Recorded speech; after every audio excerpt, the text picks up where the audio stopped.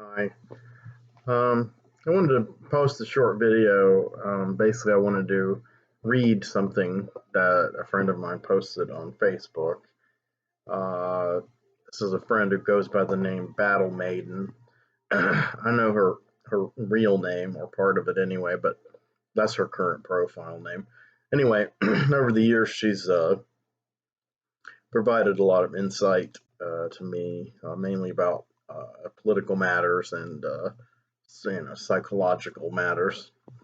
Um, so she wrote this thing, and it's kind of made me think. So I'll try to do it justice, and maybe it will make some of you guys think, or maybe you'll resonate with it, or maybe you'll think it's ridiculous. I don't know. So she begins with this blurb. Uh, Toxic and abusive people have no intention of resolving conflict, especially if they are given consequences for their behaviors.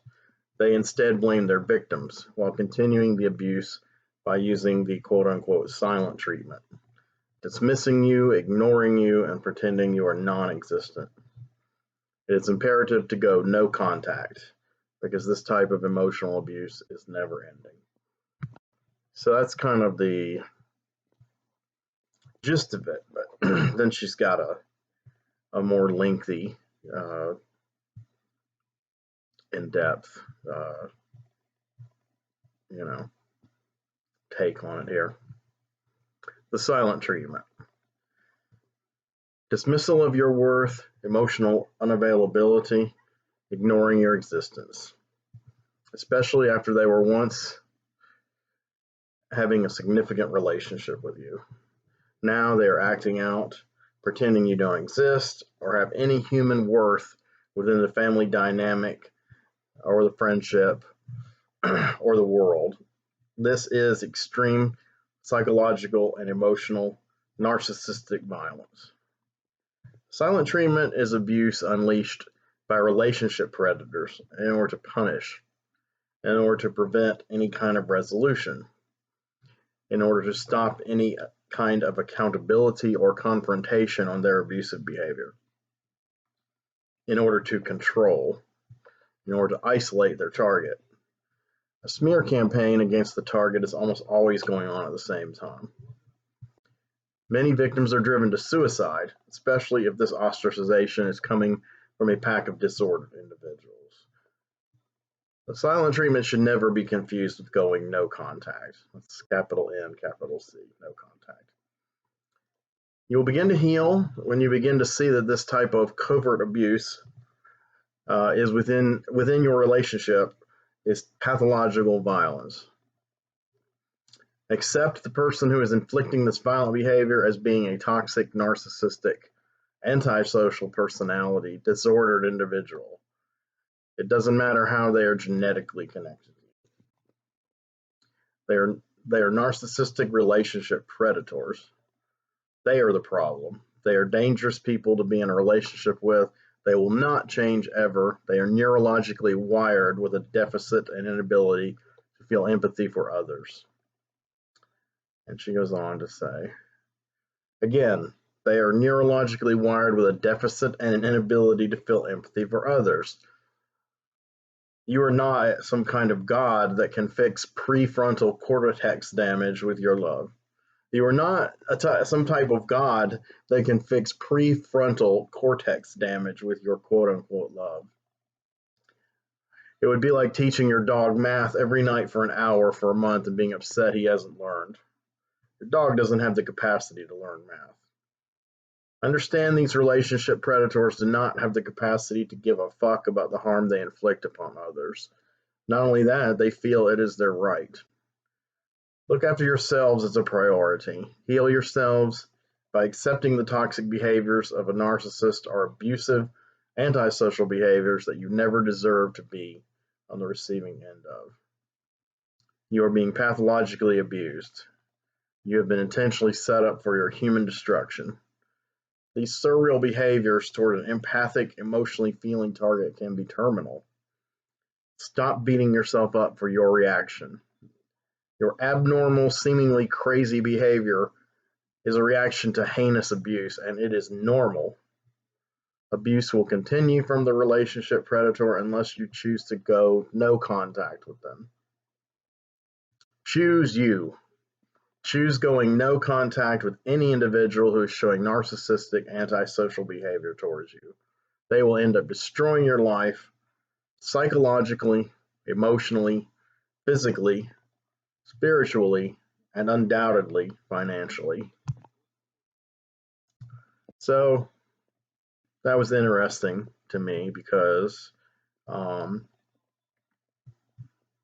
it made me think of the whole silence aspect of the relationship, the former relationship I was in, which I've described in several videos over the last few months. And silence was always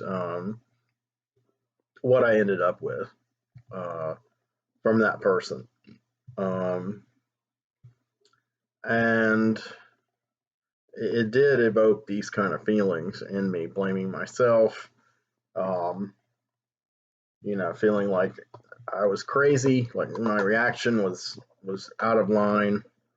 I did feel it was passive aggressive, but I didn't really relate it to narcissism or,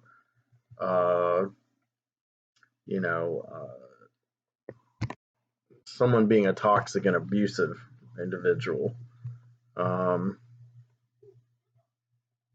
now I'm starting to rethink that, and I'm starting to wonder about a lot of things about that scenario.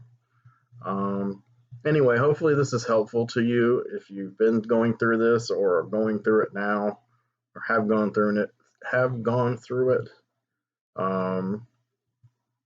This might make some sense. I think the basic underlying message here is pretty powerful.